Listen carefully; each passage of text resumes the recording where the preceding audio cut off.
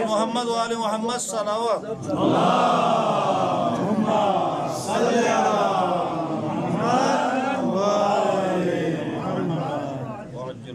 بسم اللہ الرحمن الرحیم۔